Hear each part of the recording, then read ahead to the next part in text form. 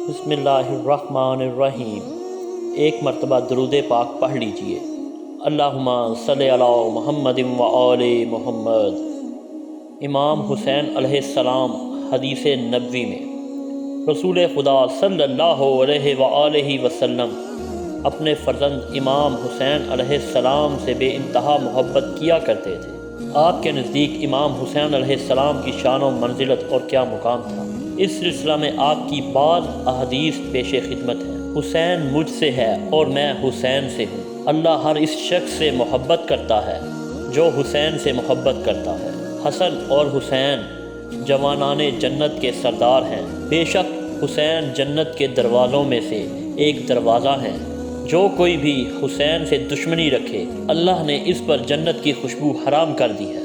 جو شخص حسن علیہ السلام اور حسین علیہ السلام سے محبت کرتا ہے پس وہ مجھ سے محبت کرتا ہے، اور جو ان دونوں سے بغض رکھتا ہے پس وہ مجھ سے بغض رکھتا ہے۔ جو کوئی بھی جنت کے جوانوں کے سردار کو دیکھنا چاہتا ہے اسے چاہیے کہ حسین ابن علی کو دیکھے۔ رسول اللہ صلی اللہ علیہ وآلہ وسلم نے حضرت علی، حضرت فاطمہ، حضرت حسن اور حضرت حسین کی جانب دیکھ کر فرمایا، میری ہر اس سے جنگ ہے جس کی آپ سے جنگ ہے، اور اس سے سلامتی ہے جس کی آپ کے ساتھ سلامتی ہے۔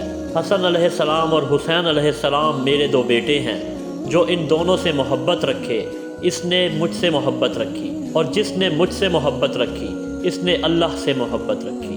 برا بن عازب روایت کرتے ہیں کہ میں نے رسول خدا صلی اللہ علیہ وآلہ وسلم کو دیکھا کہ آپ صلی اللہ علیہ وآلہ وسلم حسین بن علی کو اپنے کندھوں پر اٹھائے ہوئے یہ فرما رہے تھے، خداوند میں حسین سے محبت کرتا ہوں، تو بھی حسین سے محبت کر۔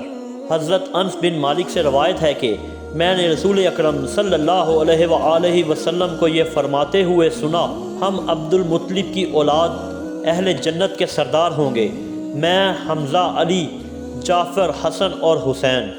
رسول اکرم صلی اللہ علیہ وآلہ وسلم نے امام علی علیہ السلام سے فرمایا، بتحقیق سب سے پہلے جنت میں داخل ہونے والے 4 افراد میں، آپ، حسن اور حسین ہوں گے۔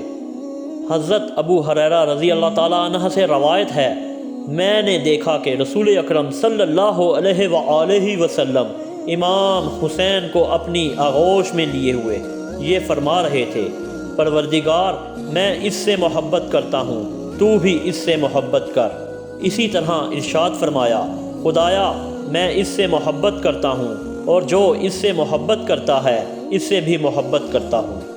یعلی بن مرہ سے روایت ہے، ہم نبی اکرم صلی اللہ علیہ وآلہ وسلم کے ساتھ ایک دعوت میں جا رہے تھے تو حضرت صلی اللہ علیہ وآلہ وسلم نے دیکھا کہ حسین علیہ السلام سکون سے کھیل رہے ہیں، تو آپ صلی اللہ علیہ وآلہ وسلم نے کھڑے ہو کر اپنے دونوں ہاتھ امام کی طرف پھیلائے۔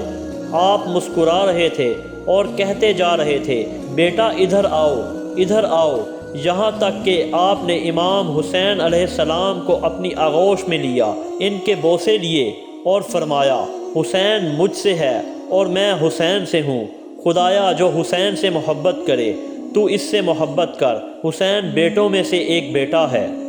حضرت سلمان فارسی سے روایت ہے، جب میں نبی اکرم صلی اللہ علیہ وآلہ وسلم کی خدمت میں حاضر ہوا تو امام حسین علیہ السلام آپ کی ران پر بیٹھے ہوئے تھے، اور نبی اکرم صلی اللہ علیہ وآلہ وسلم آپ کے رخسار پر بوسہ دیتے ہوئے فرما رہے تھے، آپ سید بن سید، امام بن امام، امام کے بھائی، آئمہ کے باپ، آپ اللہ کی حجت اور اس کی حجت کے فرزند، اور اپنے سلب سے 9 حجتوں کے باپ ہیں جن کا 9واں قائم اوج ہوگا۔ ابن عباس سے مروی ہے، رسول اکرم صلی اللہ علیہ وآلہ وسلم اپنے کاندھے پر حسین علیہ السلام کو بٹھائے لیے جا رہے تھے تو ایک شخص نے کہا، کتنا اچھا مرکب یعنی سواری ہے جو اس بچہ کو اٹھائے ہوئے ہے۔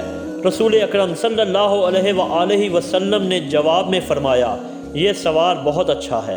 رسول اکرم صلی اللہ علیہ وآلہ وسلم کا فرمان ہے، یہ یعنی امام حسین علیہ السلام امام ابن امام اور 9 اماموں کے باپ ہیں۔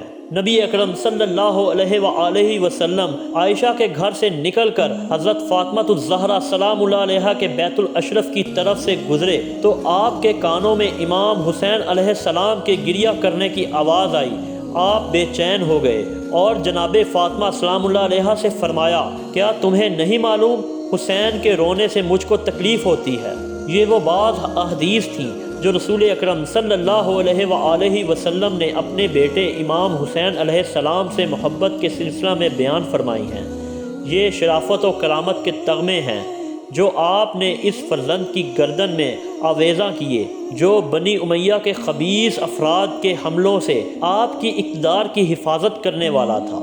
امام حسین علیہ السلام نے دنیا و آخرت کے بارے میں فرمایا، جو کسی مومن کے کرب و غم کو دور کرے خدا اس کے دنیا و آخرت میں غم و پریشانی کو دور کرے گا۔ لوگ دنیا کے غلام ہیں اور دین ان کی زبانوں کا چٹخارا ہے۔ جب تک دین ان کی زندگی گزارنے کا ذریعہ ہے ان کے پاس دین ہے، لیکن جیسے ہی ان پر کوئی مشکل آن پڑتی ہے دیانتداروں کی تعداد کم ہو جاتی ہے۔ اللہ کے بندو، دنیا میں اپنے آپ کو گم نہ کرو، بے شک قبر عمل کا گھر ہے، پس عمل انجام دو اور غفلت میں پڑے نہ رہو۔ اگر لوگ عقل سے کام لیتے اور موت کو اس کی واقعی شکل کے ساتھ تصور کرتے تو دنیا ویران ہو جاتی۔ خوف خدا میں گریہ و زاری کرنا دوزخ سے نجات کا ذریعہ ہے۔ بے شک اللہ تعالیٰ نے دنیا کو آزمائش کے لیے اور دنیا والوں کو فنا ہونے کے لیے خلق کیا ہے۔ قیامت کے دن وہی شخص امن و امان میں ہوگا جو دنیا میں خوف خدا رکھتا ہو۔ اس شخص کی طرح عمل کرو جو جانتا ہے کہ جرائم کا مواخذہ ہوگا اور احسان کی جزا ملے گی۔